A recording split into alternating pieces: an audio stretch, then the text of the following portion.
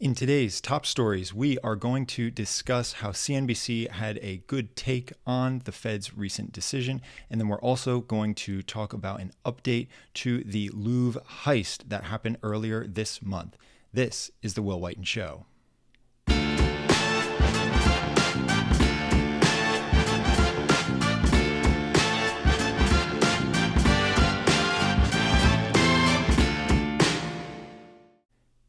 So first off, if you enjoy podcasts and listening on the go, I have good news. This show is available on all major podcast platforms.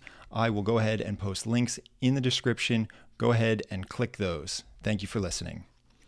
So the first story, this is from CNBC, and it says how the Fed's decision to lower interest rates could widen the generational wealth gap. I think this is important to talk about. We talked about the Fed lowering rates yesterday and how it can affect different financial products. I think this is an additional topic on how it can affect the world that we should talk about.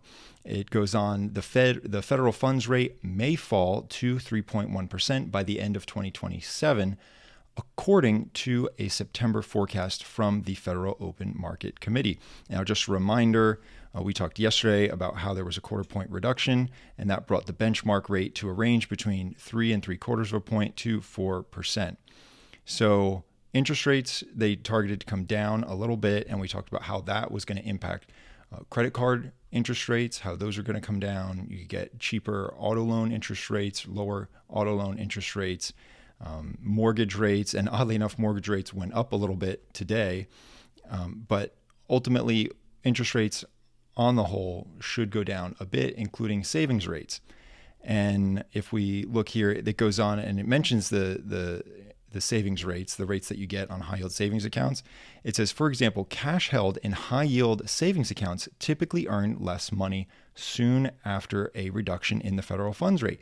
The change in short-term interest rates can potentially lead to cheaper terms on longer-term loans, such as mortgages. So obviously, if you have a savings account, you're going to get less money on that.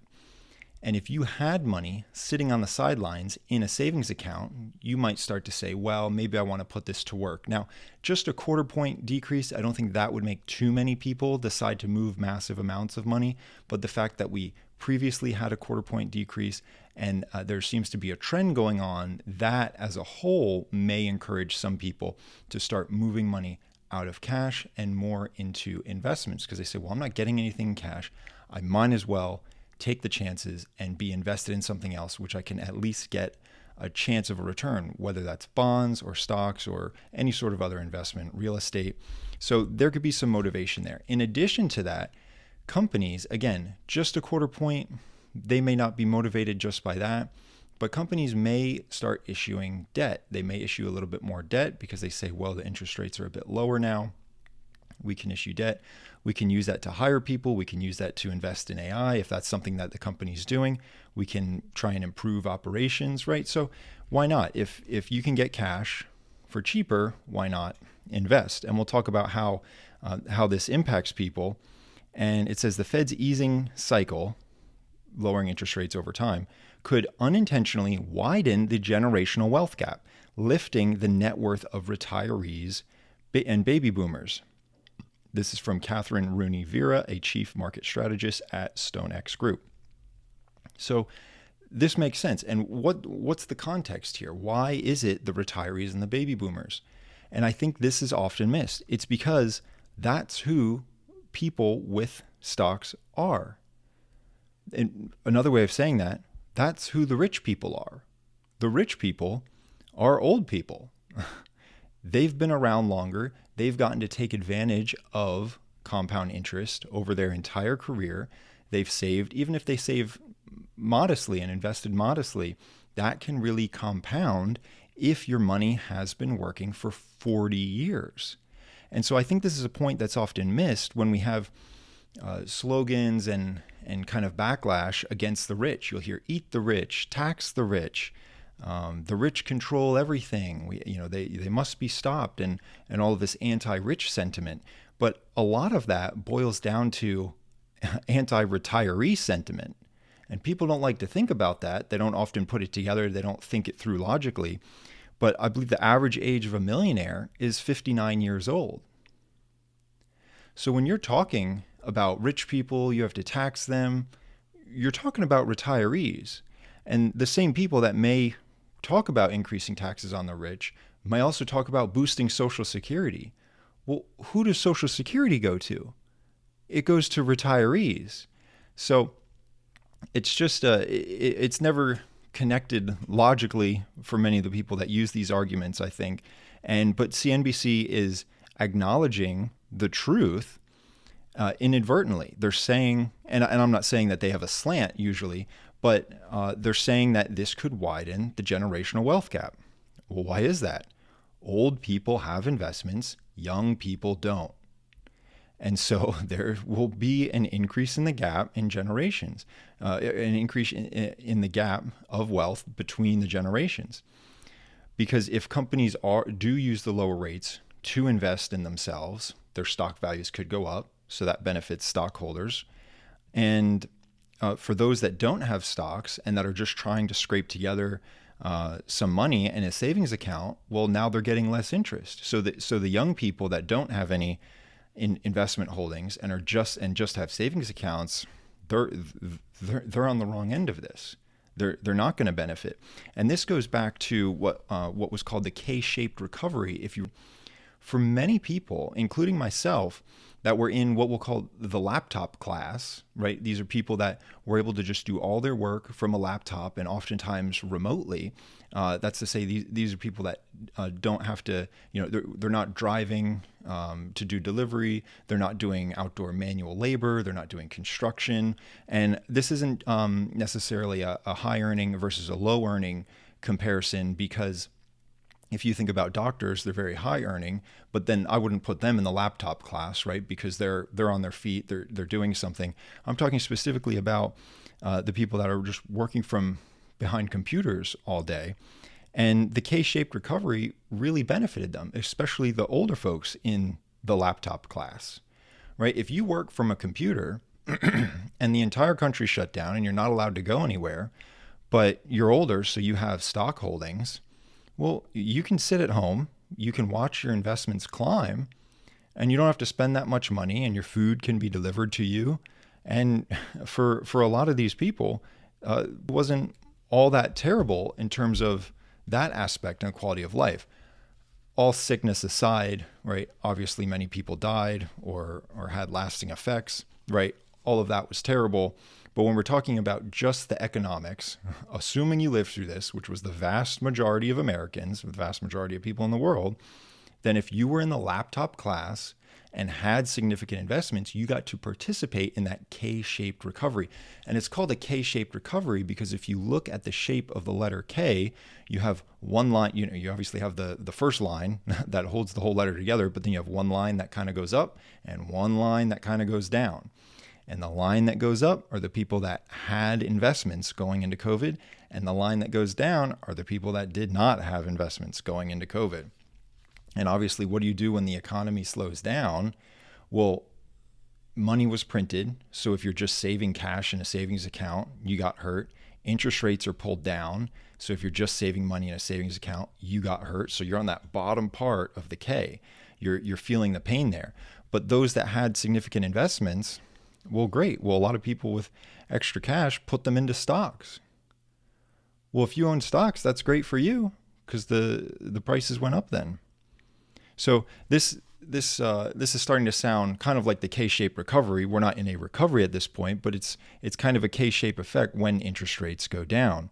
And so I think CNBC got this right, and I think what we can do is to learn from the retirees. Now, easier said than done, but obviously they're in a position to benefit when things like this happen, when rate cuts happen.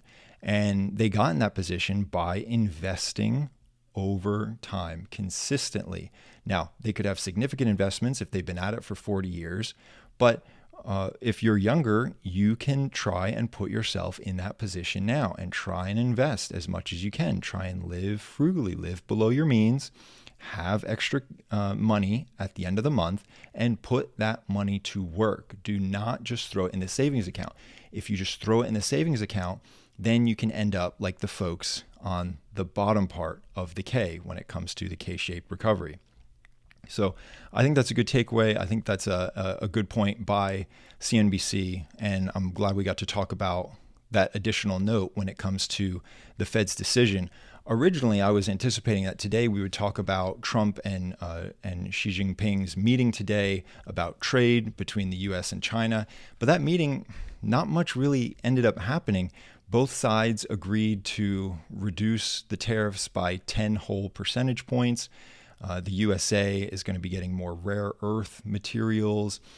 China is going to be getting more soybeans, so kind of a trade-off between the two countries there, and kind of a light truce. But many things aren't ironed out. The tariffs are still higher than they were before this all started at the beginning of the year, or in the spring of this year. So there's still many things to be ironed out. Apparently, the Blackwell chips that we've also talked about recently, that's the highest end of the NVIDIA chips. Apparently, those were not discussed, and even though they were originally planned to be discussed, but apparently those are still off the table as far as being sold to China. I believe TikTok was also not discussed. That may be less of a concern on people's minds with everything else going on, but that was another thing that was kind of kicked down the road. So aside from that being kicked down the road, one thing that you can do is go ahead and kick the like button, subscribe while you're at it, hit the notification bell. I would really appreciate it. It helps with the YouTube algorithm. So if you could just take a second to do that, and then we'll get to the next story. So I promised an update to the theft from Paris, from the Louvre. This is from Bloomberg Pursuits. It's called The Art of the Steal, and it goes into the sad, likely fate of the Louvre treasures. So I'll give a quick reminder. I had this prepared using Copilot AI, just a summary of the events that led up to where we are now, and then I'll go into the news that happened today that is related to this. So a quick summary. Thieves stole 8 royal jewels worth 88 million euros, or $102 million, from the Louvre in a daring daytime heist on October 19th, so a little earlier this month, 2025. 7 suspects have been arrested. Now, the update today is that 5 of those 7 arrests were made today. But wait for this, the jewels remain missing. So these were jewels that were on display in the Louvre. These are very old, I believe, here it is. These are from the 16th century. These are the French crown jewels. They are used for a variety of special events that they're pulled out and worn. These are the crown jewels of France. Apparently, these are some of the few that are left.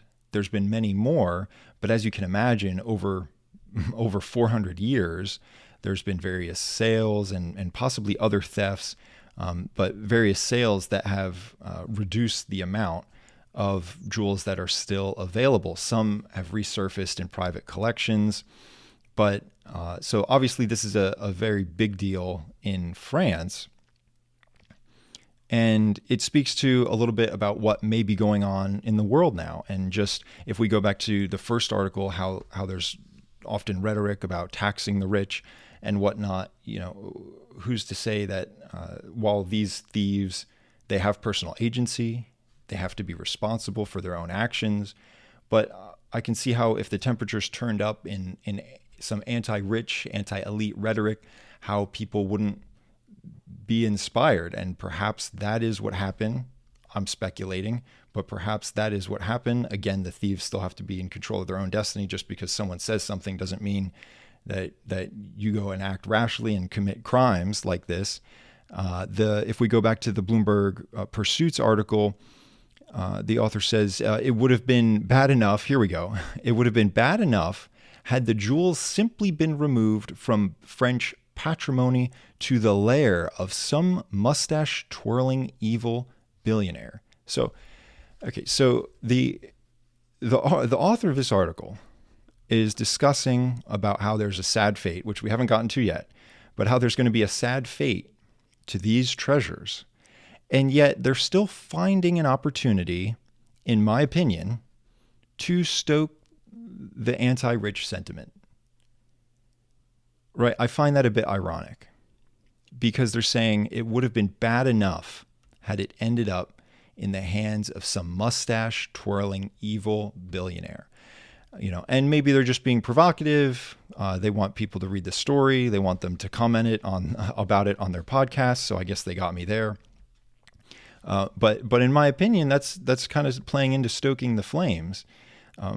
They go on, but it's vastly more likely that their ultimate fate will be much worse. They'll end up ripped apart, the stones recut, the metal melted down, their value literally decimated. And so I always wondered what happened in these cases. When something of incredibly high value is taken, how the heck is that sold? How is that fenced? How is that, how does that just disappear? Because obviously the thieves took significant risk breaking the law to do this. And so they must have thought there was a way to get paid at the end of the day.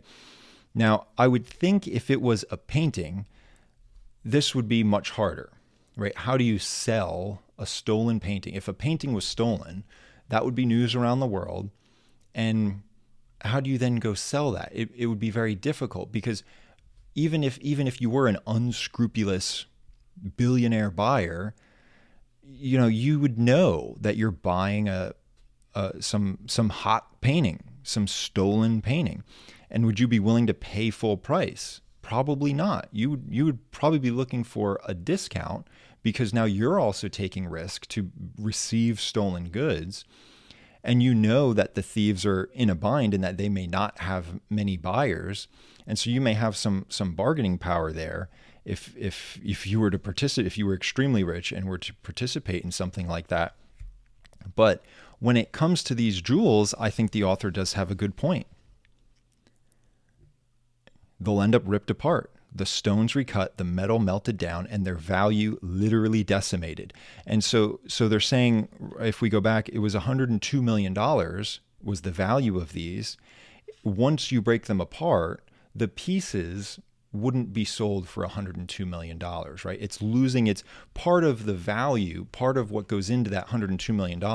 You have the raw value of the gold that was used, the raw value of the diamonds that was used, and then you have the fact that it was put together and it has this 400-year history and it's tied to French royalty and that sort of thing. And that's where a lot of the value comes from. I'm sure there's significant value in the raw parts, but a lot of the value will also come from the history and legacy and the combination of these. So it's saying that the thieves will not likely be able to realize that full value because, again, you run into the painting problem, right? If you want to then sell these jewels that have been in the news, how the heck do you do that? How do you find, again, an unscrupulous billionaire buyer that's willing to take the risk with you, essentially, and participate in this and buy those for a price that the thieves would think is worth it? So I think, obviously more arrests made today. We'll see what happens. I hope they find them, right? I think it's easy to say theft is bad. And so I hope they're able to, the authorities are able to find them and return them so that museum goers and tourists from around the world can look at them. I'd sure like to take a look if I was there. Not something I'd probably put at the top of my list and say, if I ever go to Paris, I have to go look at these. But if I found myself at the Louvre, sure, yeah, let's look at these. Let's look at these $100 million jewels. That'd be something cool to see. I'd be fine with that. But I get the sense that the story's already fading a little bit. It started to move down in the various business media. It's not, and maybe that's a result of not having many updates, but it's already kind of fading. And I can tell if you've seen the Thomas Crown Affair, there's two. There's the original, which unfortunately I haven't seen yet, and then there's the remake in 1999 with Pierce Brosnan. But there's a quote I found relevant here, and I'm sure this is where many people in the world might be finding themselves, even if they disagree with theft, and that's bad, and they'd like to see them return. Dennis Leary's character, he plays an investigator. Rene Russo's character is a represents an insurance company. So the detective, Dennis Leary's character in this case, he says to her, but the week before I met you, I nailed 2 crooked real estate agents and a guy that was beating his kids to death. And he goes on to then talk about how the swirls of paint that are really only, that this is involving swirls of paint that are really only important to some very silly rich people. I don't give a darn. Right. And that's probably what many people may end up thinking. I think that's why the news stories on this are starting to sink, in addition to not having many updates, except for today when we found out that 5 more suspects were arrested. So we'll see what happens. And, thefts like this, it says the last theft at the Louvre, this theft marks the first major art robbery at the Louvre since 1998. So that's been a good 25-year run since there's been a major theft like that. But thefts of very high value items still happen. I wouldn't necessarily say they're so prevalent, but there have been some high profile ones. If you remember, Kim Kardashian, oddly enough, also in France, was held up at gunpoint in a hotel, and many pieces of jewelry and watches and I believe handbags were stolen. And if you look at the example of Mr. Wonderful, Kevin O'Leary, you might know him from the Shark Tank. He's also a frequent contributor to the business media. He's very well known for his extensive watch collections. And he's amassed a watch collection on 2 different occasions, and it's been completely stolen from him. So he's spent time and found all these unique pieces that he likes, whether they're super expensive or if he just thinks they're unique, and it was stolen. And then he went back and started rebuying pieces that he wanted, and then they were stolen again. And so this is a problem. Things like this can happen. And so from our perspective, right, if you have a high income, if you decide to buy many luxury items, which we talked before, it could be an issue. It comes with insurance costs. They could be difficult to clean. We talked about the climbing housekeeper salaries the other day. But if you decide to buy nice things, then obviously I think the basic recommendation is to just not show them off to a bunch of people. Don't make it glaringly obvious that you have a bunch of nice things. Otherwise, you run the risk of almost having to create your own wealthy prison, right? With all of your spoils that you don't let anyone in to see because you'd be so afraid that they'd be taken. It's tough because you want people to be able to live their lives, and if they want to spend their money on a bunch of fancy things, sure, go for it. But it also comes with a risk, and so what you can do is try and only, if we're talking about jewelry, since that's what was stolen, wear it only in the presence of people that you trust and friends. Don't necessarily just wear it to a grocery store every day or something like that. If you understand what I'm saying. So try and maybe keep it more protected, and then also, or keep your usage of it more quiet, and then also protect it as much as you can. Insurance, strong and sturdy safes, right? Managed properly. I think that's the best way to go about it. So that's the news for today. Have a good night.